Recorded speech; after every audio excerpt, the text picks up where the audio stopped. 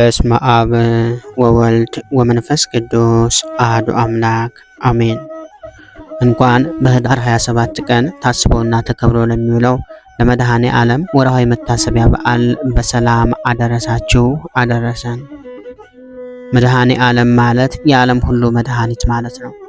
ሥጋውን ቆርሶ ደሙን አፍስሶ ለእኛ ስለ ሕይወትን የሰጠ አባታችን ነው። መድኃኔ ዓለም አሮንና ልጆቹን ለክህነት የመረጠ፣ ኤልያስን በአውሎ ንፋስ የነጠቀ፣ ኢዮብን በባዕድ ሀገር ከፍ ከፍ ያደረገ፣ ሎጥን ከእሳት ያወጣ፣ ለሳምሶን ኃይልን የሰጠ፣ አልዓዛርን አናንያንና ሚሳኤልን ከእሳት የታደገ፣ ጥበብና ማስተዋልን ለሰሎሞን የሰጠ፣ ያዕቆብን በመንገዱ ሁሉ የጠበቀና የባረከ፣ እስራኤልን ከግብፅ ባርነት ያወጣ፣ ለሙሴ ጽላትን የሰጠ፣ በኪሩቤል ላይ የተቀመጠ ክብሩንም የገለጠ ስጦታ የማያልቅበት ቸር አምላክ ነው። ቸሩ መድኃኔ ዓለም ይክበር ይመስገን ለዘላለሙ አሜን።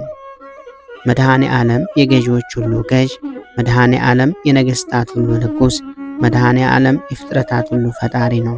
መድኃኔ ዓለም ኃይልና ጉልበት ታድሳለህና፣ ቀና ቀና እንድንል ታደርጋለህና፣ መድኃኒታችን ጌታችን ኢየሱስ ክርስቶስ ለዘላለሙ ክበር ተመስገን።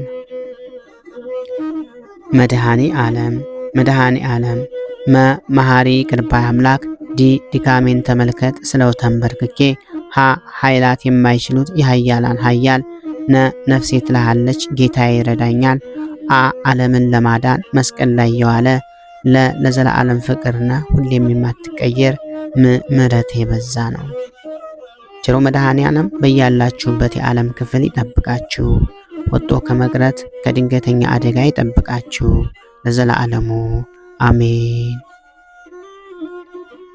ክብር ምስጋና ይሁን አንድ አምላክ ለሚሆን ለአብ ለወልድ ለመንፈስ ቅዱስ እስከ ዘላለሙ አሜን። ወስብሐት ለእግዚአብሔር ወለወላዲቱ ድንግል ወለመስቀሉ ክቡር